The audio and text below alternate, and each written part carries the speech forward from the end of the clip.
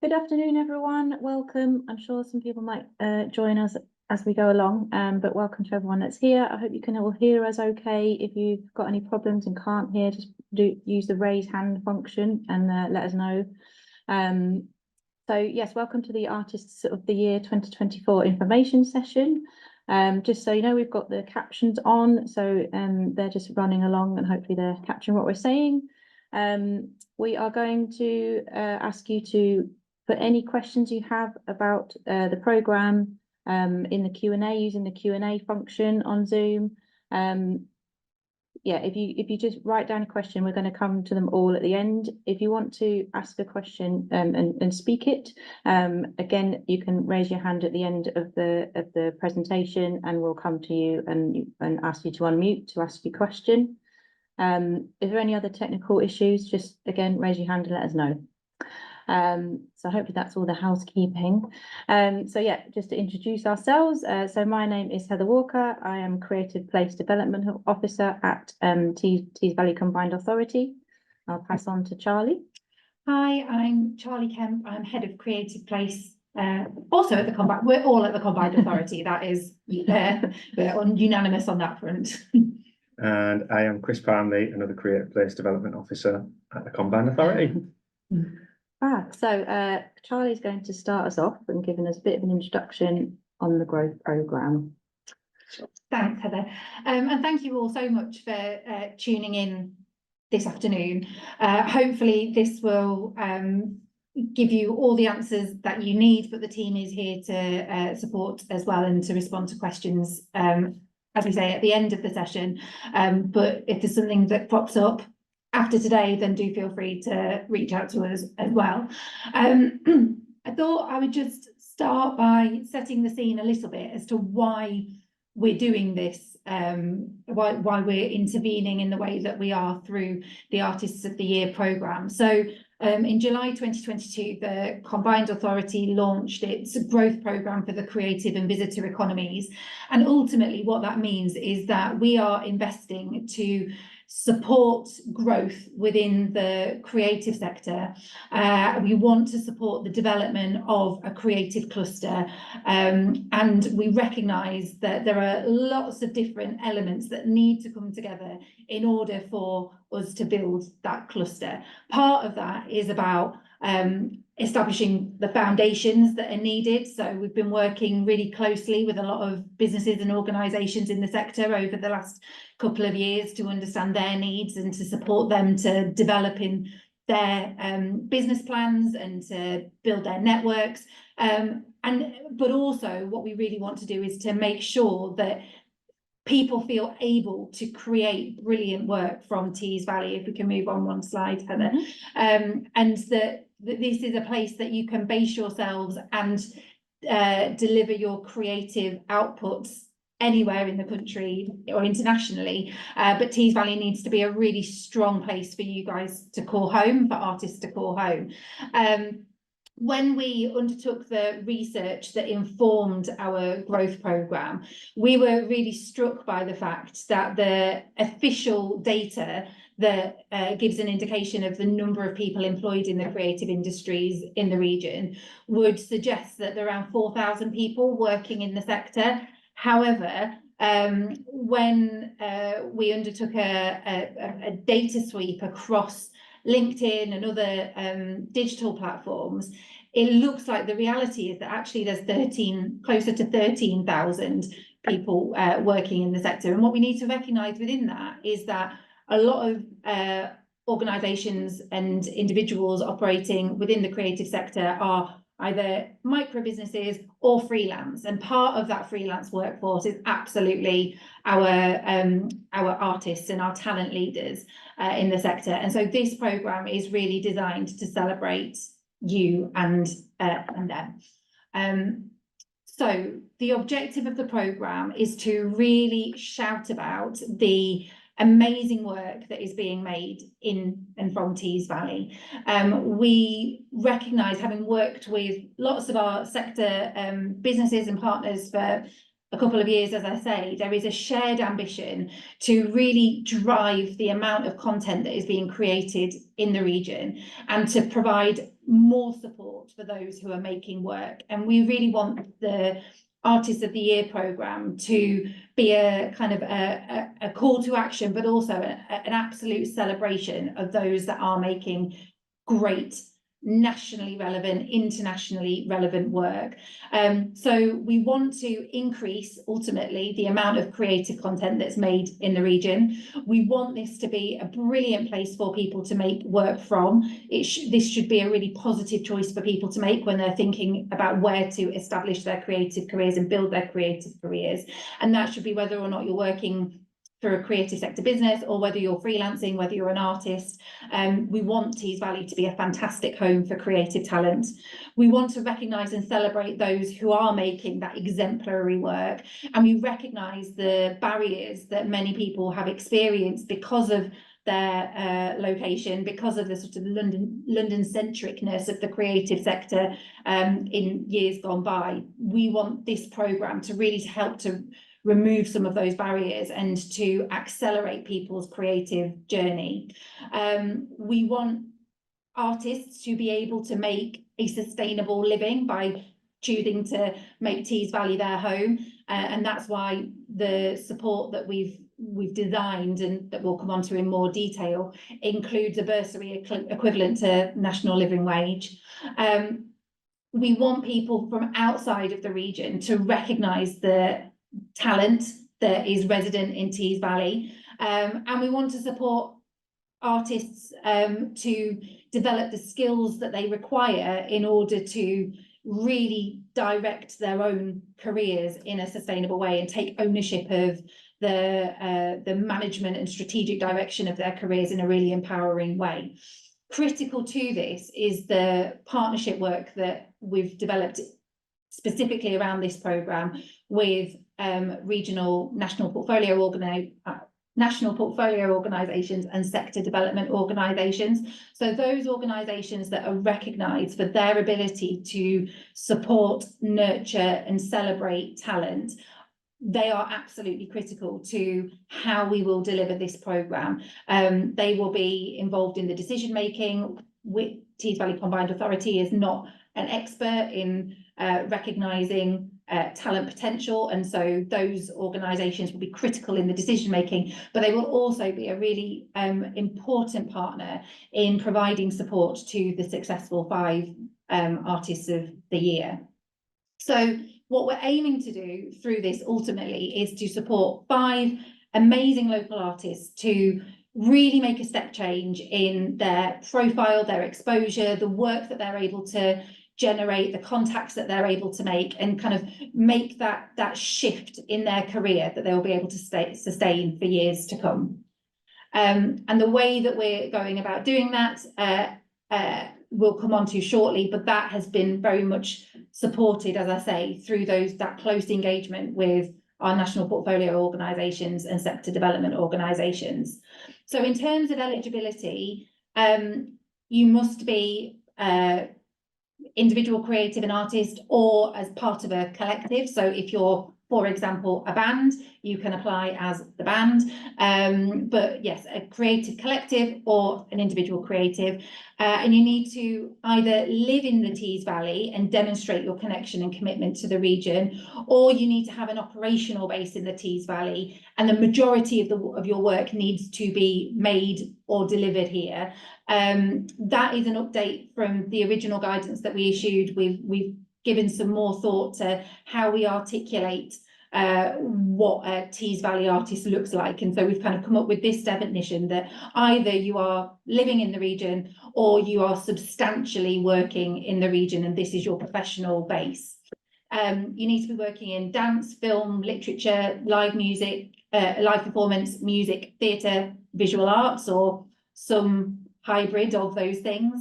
You need to have a body of original creative work, so work that you have developed yourself through your own inspiration and through your own nurtured practice. You need to have received some kind of professional recognition. So this is definitely a programme that is for professional artists and those who are intending to make creativity the driving force of their career, and part of the way that we will assess that is the way in which your talent is professionally recognised. So we have some specific guidance as to what that can look like, but that's really key. And also, I think because of the ambition behind this programme, it's really important that you have a sense of what the big next step for you would look like, and have an idea of what you would hope to achieve if you had this resource behind you. So being able to articulate that sort of career tipping milestone that you want to reach will be really important in your application, and that will help us as well to know how best to direct resource to support you in achieving that.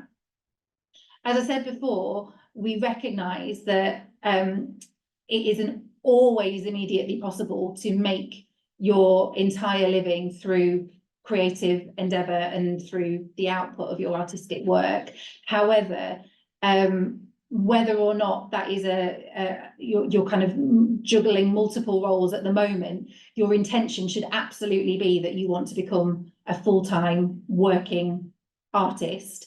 And I think that's important to reflect on, both in terms of the fact that in terms of the fact that this is a programme that is not just for those that are emerging and at an early stage of their career. This is also an opportunity for people whose creative talent has been under-celebrated or under-recognised for too long, and with the right resource and support behind them, they might be able to take that next step and really double down on their intention of delivering a really fantastic career as an artist. So we are looking across the spectrum of those who are operating within this space in a professional capacity. For administrative purposes, you need to have a separate bank account for your creative business. So we cannot be making grant payments into your current account, your general account that you use for all your lifestyle expenses. This has to be a dedicated bank account for your work. If you don't have one at the moment, you have to set one up before you'll be able to access any of the funding that comes associated with this programme. And you also need to be able to confirm that you're a freelancer, a sole trader, or a partnership, or if you are a company, that you have registered with Companies House. All of this we have more detail on in the guidance notes that are downloadable through our website. And if there's any questions that you have around those particular criteria, then we can also address them through the Q&A at the end. Yeah, and I'll touch on a few of them a little bit later when we go through the application process. Fab, thank you. Mm-hmm. So I'll set the scene in terms of the programme of support, and then I'll hand over to Heather to dig into a bit more detail around that. But just to say, we really want this programme to be a game changer for the artists that are successful in their applications. And we wanted to first address that by relieving some financial pressure.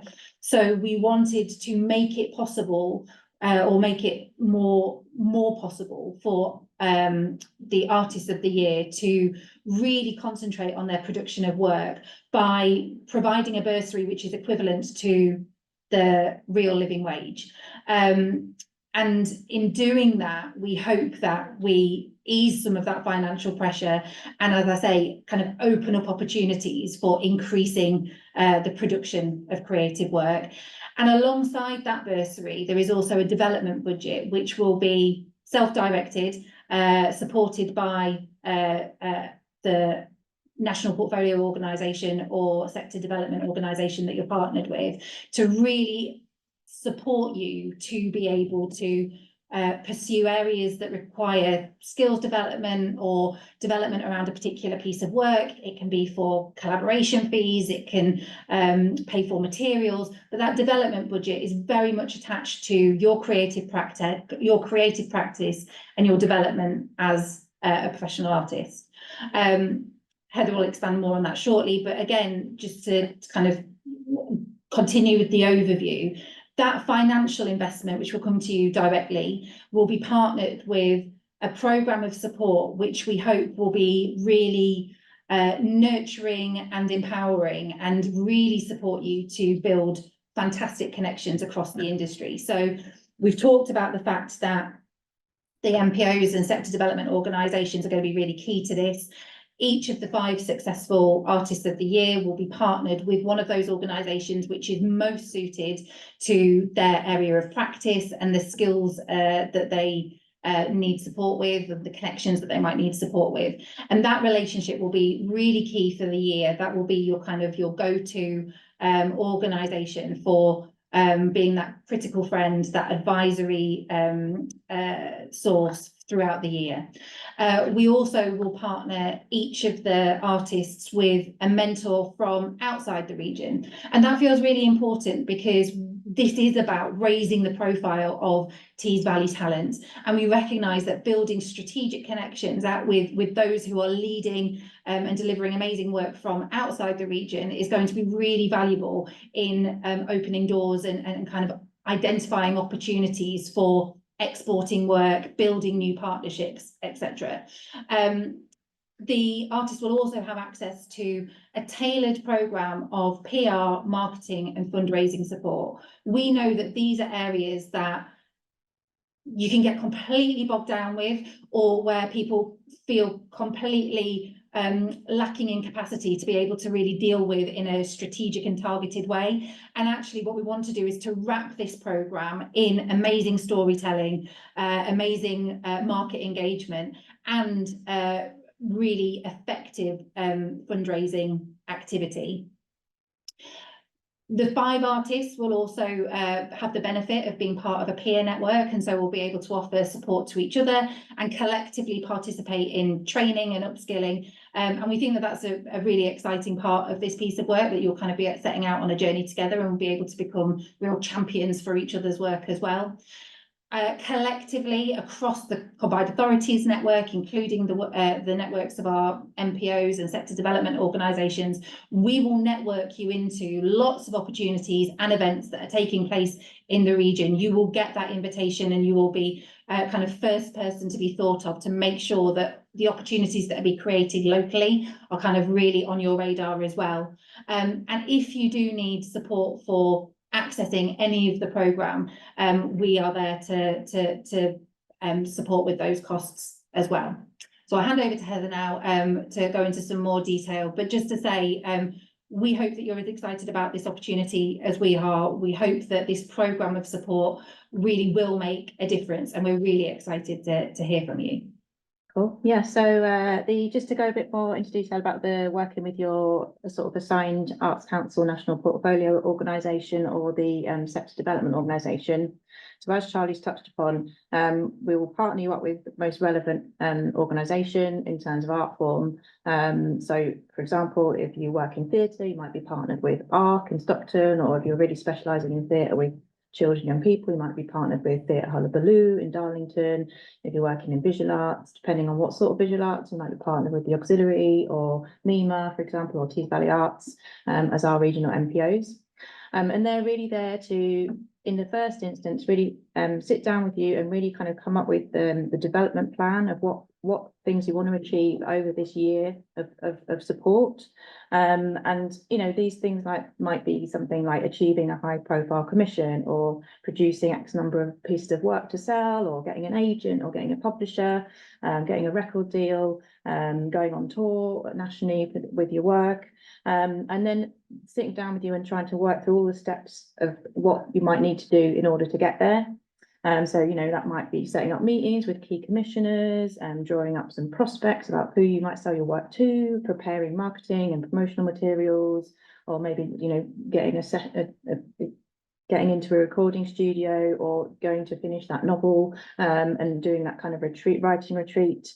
Or potentially a significant social media campaign, and the wraparound support will then be brought in to enable some of that to happen. So whether that's the PR marketing, or you need to start writing some fundraising bids, whether that's to Arts Council or to identified trusts and foundations, or perhaps more corporate support. So the MPO will really work with you to kind of define what that is and write that down with you. And that's something that we will work with you as well to kind of track your progress. And then you'll meet with them regularly to just check in, and then look at what support the MPO can provide you, and just see where you are on that journey. And again, as Charlie said, try and network you and connect you into regionally and national networks. So that's the plan. And in terms of the personal access cost, that's just to flag, that would be additional to the bursary and the financial investment that you get. So that would be enabling you to any additional costs you would, if you have any disabilities, to help you access the programme, or if you need like support in terms of that grant management process, that's what that's there for. So that, I think, on that one, and I'm going to shift on to the next slide. And I think Chris is just going to touch on the commitment of the programme and what we want from you. Yeah, so in terms of the commitment to the programme, we sort of expect all the artists to fully participate in the support that's offered to them. Like Heather and Charlie have both said, you'll be partnered with an NPO or an SDO who will work with you to create a development plan for the year. As part of that, you'll have monthly meetings with your sector partners, and that's sort of to keep track on how things are progressing and to make sure that your development plan's working. And like Charlie said, they'll act as like a real critical friend for you throughout the whole process. We'd also like you to have quarterly catch up with a Creative Place Development Officer here at TBCA. That'd either be me, Heather, or Dom. And with that, there'll also be sort of a grant management element and submission of quarterly reports in the form of like progress reports, financial reporting, and updating on key milestones and outputs. And we'll like help to work with you on these. And finally, for sort of the commitment, we'd sort of expect the participants to partake in the programme evaluation with TBCA, with the appointed external evaluators, sort of any interviews and comms about the artists of the year, and take part in a short film that we'll commission about the programme. So yeah, in general, really like, grasp all the possible, all the support that you're getting and really maximise on that support in that year is essentially what we want to, get from you. Do we want to just say something about the quarterly reports? Because I think that can sound quite scary. Yes. But it isn't. It isn't scary, and there'll be lots It will be of help. fine. Essentially, it's just saying, obviously it's saying like what you've done in that quarter and writing that down in a really short, like sort of couple of paragraphs. And then, the main bit of financial reporting is what you've spent your development budget on. So the bit that isn't the bursary is what you need to report on, in terms of, I needed some materials to make some work, or I needed to attend this conference to, network here and be present at that event, and the budget. So essentially that's essentially what you just need to keep a record of everything you've paid for the on using the development budget. And then the other bit of evidence is just we need to see the money coming in for the bursary. So if you've got your business account set up, the money goes into your business account, and we want to see that then going into your personal account. So you're basically moving the money like you pay if you're, if you're an employee, money comes out of the company's account and goes into your personal account. So that's essentially the process. We just need to evidence. So that's what we need. And we will work with you to make sure that this is a kind of a pain-free process, but obviously this is public money that we're dealing with. We need to be accountable and transparent about how it's being used. And so we do have these processes in place, but they are not something to worry about. And we also want to make sure we really track all the impact, because we know that there will be lots of impact for both you and as a sort of region. And we want to be able to do this again. So we need to prove that it's going to be brilliant. So that's why we need all the evidence from you to kind of just demonstrate that. Yeah, so we really are looking for people that are going to throw themselves wholeheartedly into this programme and kind of get everything out of it that they possibly can. Okay, so we're going to move on to Chris is going to talk a bit about how we assess applications, and I'll come on to about how you actually do the application. Yeah, so with the assessment, what we'll do is we'll start with when you first put your application in through Zealous, we'll do some eligibility checks at the Combined Authority, and that's just to ensure that you say who you say you are, you're based in the Tees Valley, whether you're a resident or whether you've, like we mentioned previously, you've got an operational base here and the majority of your work's made or delivered here. After that, after we've done the eligibility checks, it'll move on to the assessment, scoring and shortlisting by art form relevant NPO or SDOs. So this will be with North East Screen, Auxiliary, Tees Valley Arts, Mima, Arc, Theatre Hullabaloo, Quiet Crown, Tees Music Alliance, Generator, Surf, Festival of Thrift, and New Writing North. I think I've got everyone Nice, there. yeah. Yeah. What they'll do is everybody will be split off into sort of the relevant art forms, and the relevant NPO and SDO will then assess each individual or group, and it'll be weighted 50% on artistic quality, and it's the work that you submit as part of your application, and then 50% of your response to the application questions. Those who are successful through that will then be invited to an interview, again with the relevant NPO and SDOs. And it's just a short interview for those who have been successful with the application, just to give them a chance to meet and delve a little deeper into what you've said in your application. And then from that, the people who are successful from the interview will then, well, not the people, but the applications will be taken to a final assessment panel. And on the panel, we'll have representatives from Tees Valley Combined Authority, Arts Council, and the NPOs and SDOs.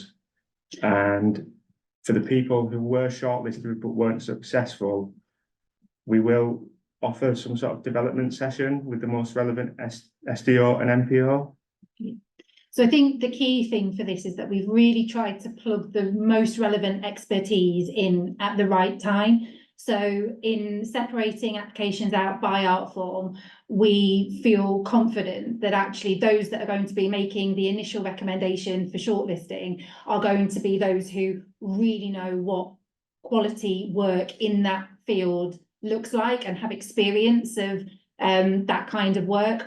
When we get to the sort of the final assessment panel, that's about looking at the portfolio of the applications that have been made and really understanding what where the greatest impacts will be achieved, and that'll be a cross art form discussion there. So we're trying to make the most of the expertise that are embedded within the region, follow the leadership of the organisations who are already celebrated and recognised for their excellence in work, and direct those expertise in the most effective way for assessment. So just coming on to sort of how to apply. So we're using the online platform Zealous to apply. So when you click through from our webpage on Artist of the Year on our own website, it will take you to the Zealous platform. And you'll need to, when you click sort of, submit an entry, it'll ask you to kind of create an account on Zealous.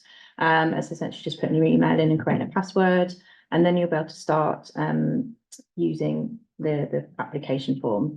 And it's made up of 6 parts. And so you've got your portfolio submission.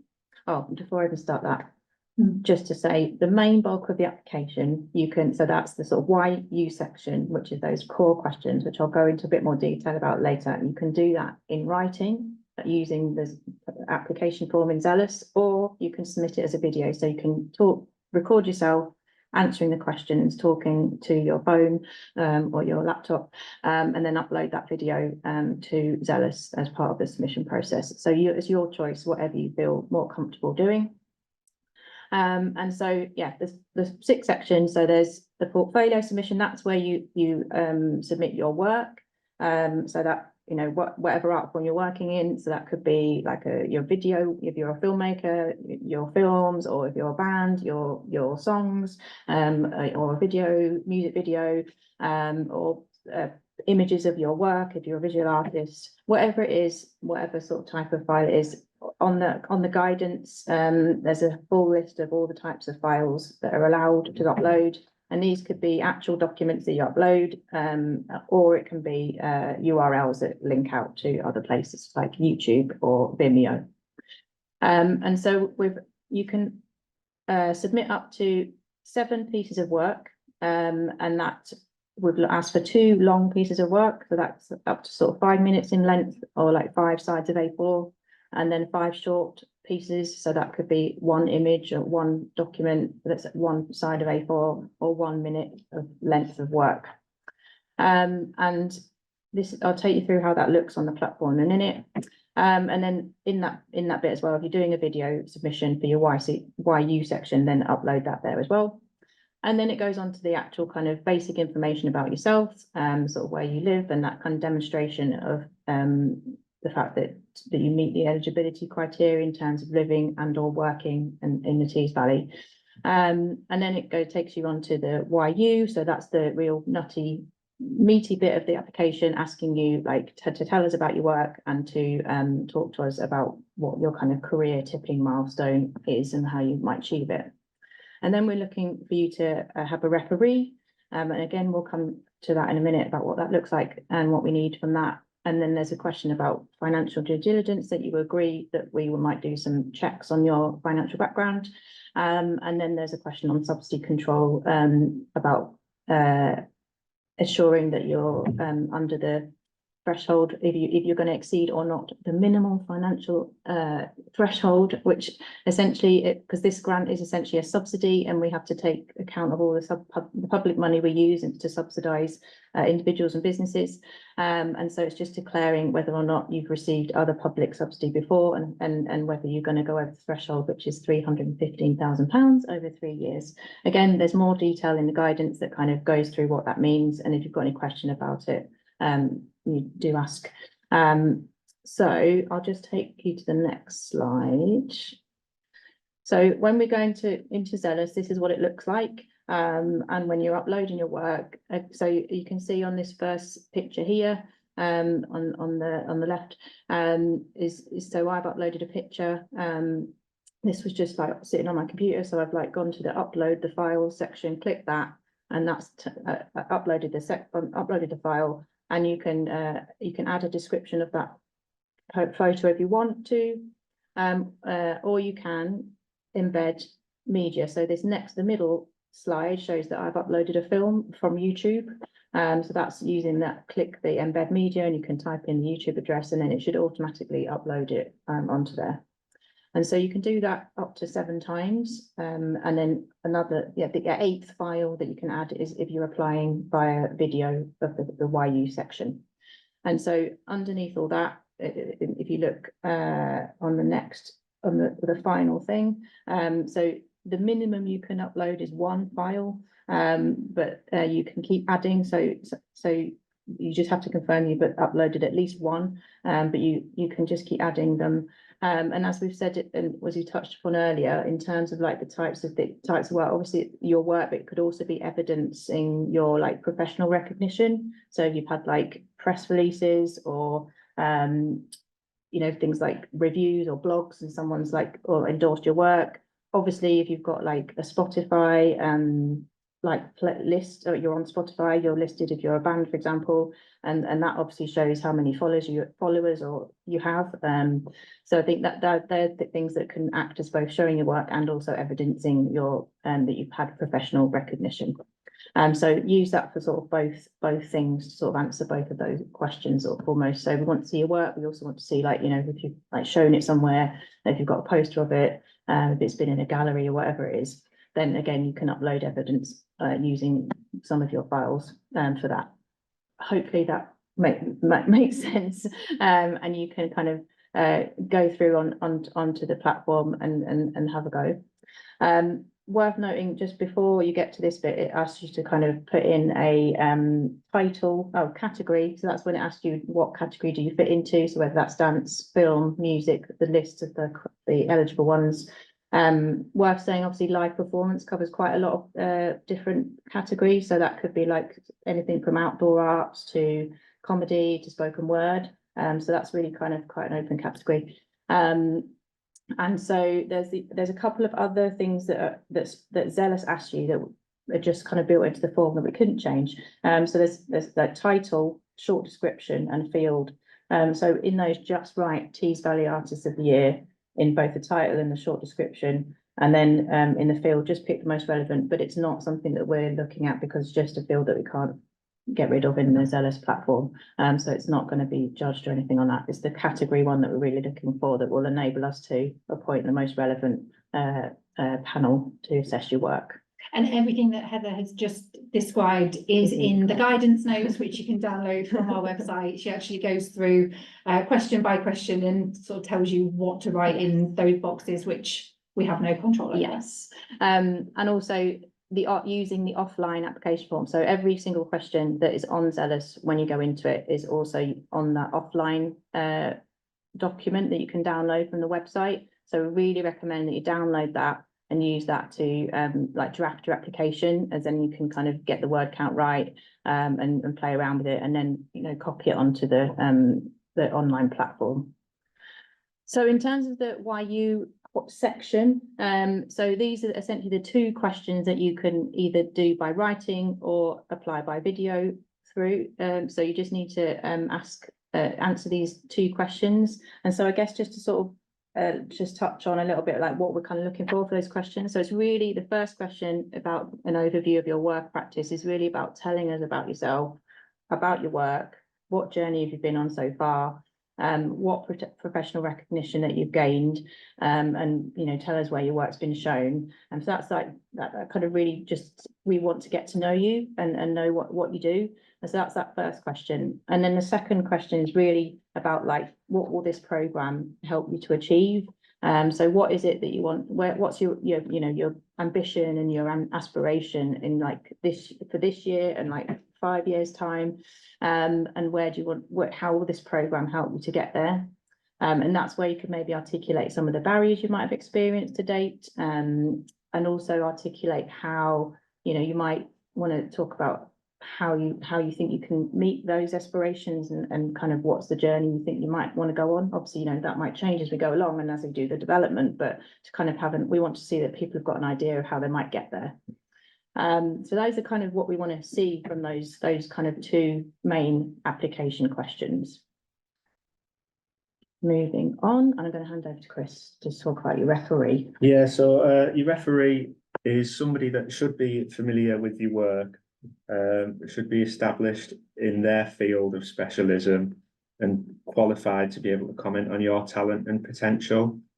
It could be someone that's commissioned you, exhibited your work, or programmed you in the past, an established artist, a senior cultural leader, or a course leader from a university. It can't just be your mum or one of your friends. Yeah, it's quite important that this person's, you know, sort of got a real voice and really understands what they're talking about and understands you as well and your work. Great. And just to run through the timeline of how this will work. Yeah, so this is, like you can see on screen, the deadlines for the application are 12 noon on Thursday, the 7th of March, 2024. Applicants will be notified if they've been shortlisted by 5 p.m. Friday, the 15th of March. The shortlisted applicants will be invited to interview on either Wednesday, the 20th of March or Thursday, the 21st of March. And the shortlisted applicants from the interviews will be notified of the outcome by 5 p.m. on Tuesday, the 2nd of April. And the programme. Can I just check the interviews are going to be online or in person? Ideally in person. Okay. Yes, unless there's a reason that you can't, but ideally we would like to see everyone in person. And there'll be somewhere centrally located, probably at one of the MPOs. You know, we might host one at ARC, for example, but we haven't quite nailed that. But yeah, somewhere local. But having availability on the 20th of March and the 21st of March will be critical if you are shortlisted. If you physically cannot get to somewhere in Tees Valley on those days, we will look to do an online interview. Great. Yeah, and the programme runs for 1 year, running from April 24, finishing on the 31st of March 2025. So it's over to you now. We've got a few we have some questions in already, questions. so I'm going to stop sharing so we don't need to see the screen anymore. Oh no, I'll come back to that. So we have 3 questions in already, but do feel free to fire any more over at us. If we aren't able to answer them directly today because we need to go back and clarify some detail, we will post an updated answer to the questions on the link on the website. But to kick us off, do you need the bank account to be set up by the application deadline? No, I think it's fine. Long as if you're selected and you can do that pretty quickly after, then that would be what we'd need, because it's essentially so that we can pay you the money and give you the grant. So yeah. Yeah, you won't receive any of the payments until the bank account is set up. It doesn't need to be a business bank account, like a branded business bank account, like Barclays Business or anything like that. It just needs to be a clean bank account that is only used for professional purposes. Second question, can you apply if you operate as a limited company? Yes, Yeah. you can. So yeah, as long as if you're a freelancer or basically any form of company, and you registered with Company House, so that's a CIC, or you might even be a registered charity, or you're a partnership. So yeah, whatever type of company you are, just let us know in the basic information, and we'll just obviously check that that's a real company, and then yeah, so that's fine. Great. Does Zealous save progress as you go, or do you have to do the application in one sitting? Yes, it does save as you go, so you can have your answer sitting in draft, and I think you can actually it can sit in draft right until the deadline. So yeah, so you can work on it.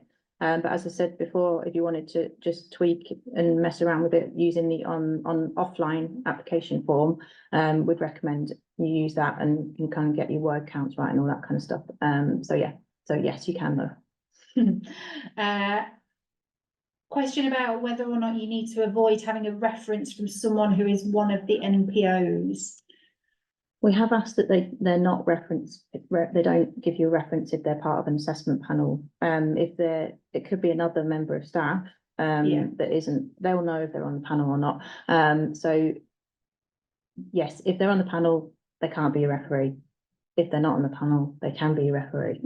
Yes, and we also will have a process for people to declare any Yes. interest. Yeah. So we won't be in a position through the assessment where anybody is in any sort of conflicted position because they have a connection to an applicant, for example. We have a process for dealing with that. So if that was like your only person that could really truly give you a reference, then they could do that, but then they wouldn't be enabled to assess your application. Mm-hmm. Is spoken word under the literature category or live performance? We had it in live performance, yes, because it's a live art form.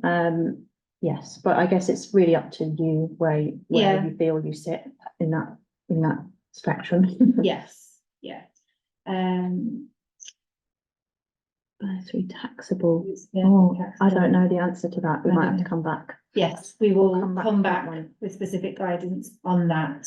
And just so everyone knows, so any question that we haven't answered or need to get advice on, we will publish. So there's on the webpage, there's an FAQ section, and that will get updated every time we get a question, like on here, or if someone just emails us a question, it will anonymize it, and it will get published and with our response. So yeah, so whoever's typed that goes and looks on our webpage in the next 1 to 2 days, we should have had a response on that. I'm a musician. I'm not, Ben is. But my project I'll be working on for this is a mixture of music, theatre and film. For my portfolio, would you need to see evidence of all of these disciplines, or what music suffice? Well, we don't need you to be working on a particular project, I think is the one thing. So you don't have to say, this is what I'm going to, this is the only thing I'm going to be working on for the year, or, this is the focus. What advice would you give to Ben in this situation, Heather? I think if you're gonna say, like, I'm an artist and I work in music, theatre and film, then I think we're gonna have to see some evidence of that. Yeah. And like, obviously, if you're stronger in one, if you're a musician, obviously, you're gonna focus on that. And then if there is within that sort of what's the sort of milestone, and that if that's the kind of aim that you want to like get into a more multidisciplinary practice, and that's part of your development, then I think you need to kind of write that in there. And that would then obviously, you haven't got as much work in the sort of theatre or film bit, then you could that would be clear if that's the kind of part of the development. Yes. Does that answer the question, Ben? Let us know. If providing reviews or press articles are supporting evidence, do you need to remove name and identifying info? No, I don't because think so. it's attached to your application, so unless I'm misunderstanding the question, if it's attached to, this is about you being able to recognize or to provide us with evidence of your work being celebrated, and it will all be attached to your application, so it will be identified anyway. Yeah. So no. Yeah. If I've misunderstood the question, let us know. If you're yet to register as a sole trader or as self-employed, can you apply? I think you can. I think I might have to come back to. I might have to answer that in the FAQs, and I will to double check. But I think long as you would be registered, because obviously it's if you'll need to demonstrate that you're working as an artist professionally. So you'd need to, have income coming in. Yes, it might all go into your personal account right now, and you maybe haven't registered that you're self-employed, but I think you would need to be enable us to issue that grant. Because essentially we are issuing to a business, we're not issuing to an individual. But an individual can be a business. But I will answer that properly on our FAQs. Okay, are the winners selected from each category, or is there potential for more than one winner to be under the same category? There are more categories than winners. Yeah. So we are not selecting one from each category. We would love it if there was a spread, but what we are really wanting to do is to identify winners that are a real demonstration of the excellence of Tees Valley Talent, and for whom this programme has real potential to make an impact.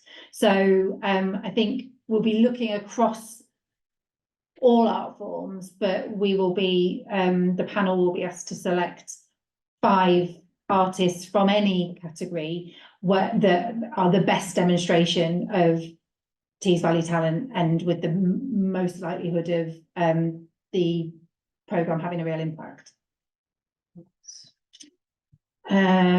We have a website that shows our artwork best, and would want to select 7 pieces from the website. They include lovely feedback from our clients, a bit about what inspired us, and of course the artwork itself. We were wondering, could we submit these to Zealous as 7 separate web page links?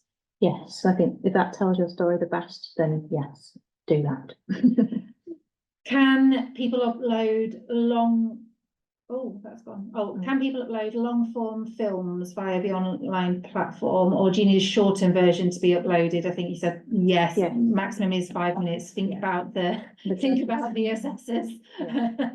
and the time that needs to be spent on each application. So yeah, we have got a limit of 5 minutes for long form. The only caveat to that is if you're a writer, you can submit, and it details this in the guidance, like a long form piece of work, and whether that's fiction or non-fiction, or a kind of selection of poetry if you're a poet, and that's the only caveat to that. But other than that, it needs to be under the 5 minutes, and just like a snippet of a longer film. Like in the description, I would recommend that you tell us that it's part of a longer film, so that we've got an idea that.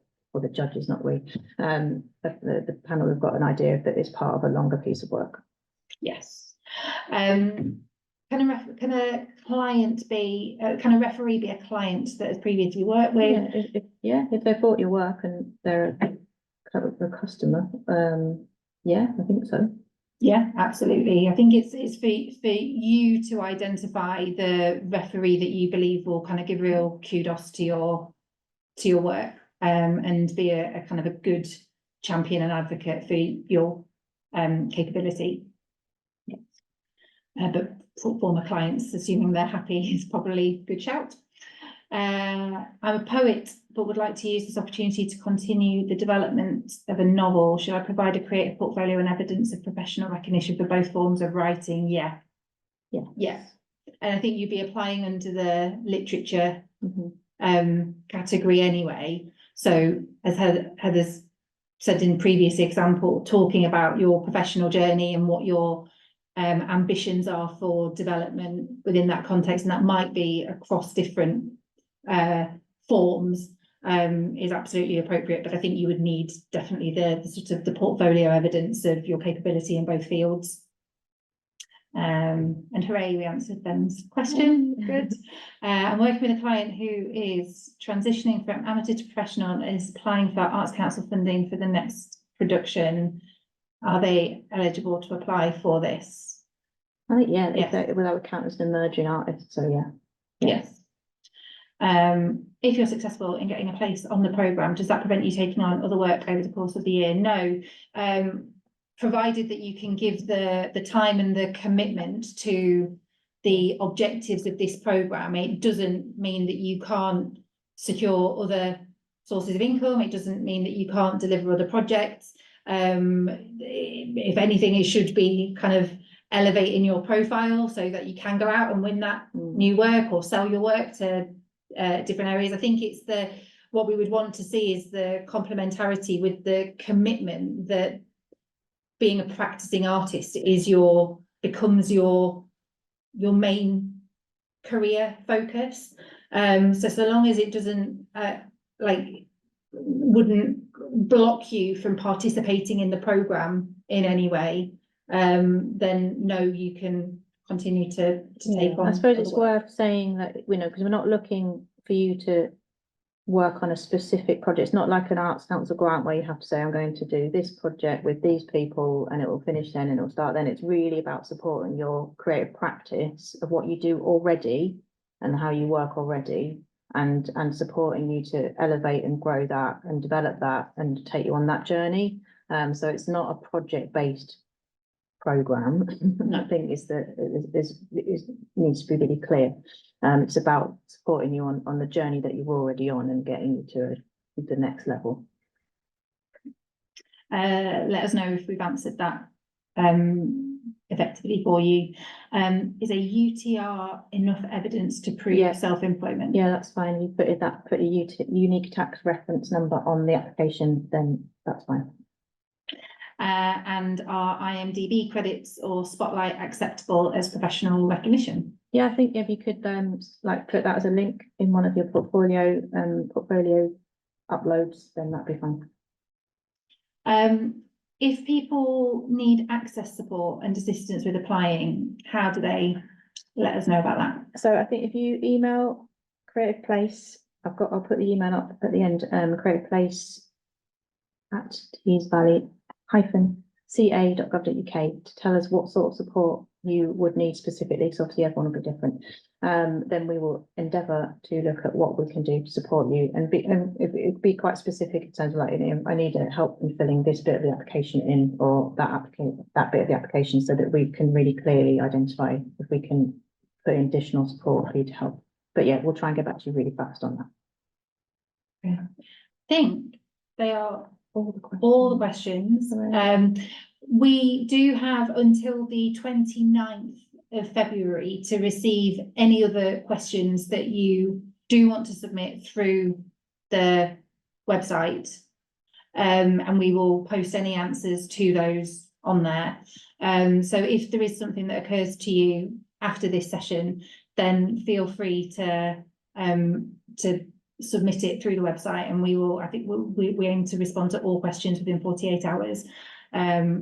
Unless you send them at like 5 o'clock on a Friday, in which case it'll be Monday probably that we get back to you. So until the 29th of February, we can continue to take questions.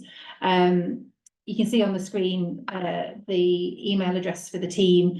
So in terms of access needs or other things, then feel free to drop the team a call. In terms of the questions specifically, they're better going through the website. But if there are things that are particularly pertinent to kind of your individual application that you really need to just run by somebody in the team, then Creative Place at teesvalley-ca.gov.uk. Sorry, just to clarify, all questions go to that. Oh, all questions go Yeah, through there, not through the website. No, so go on the Hidden website. warning.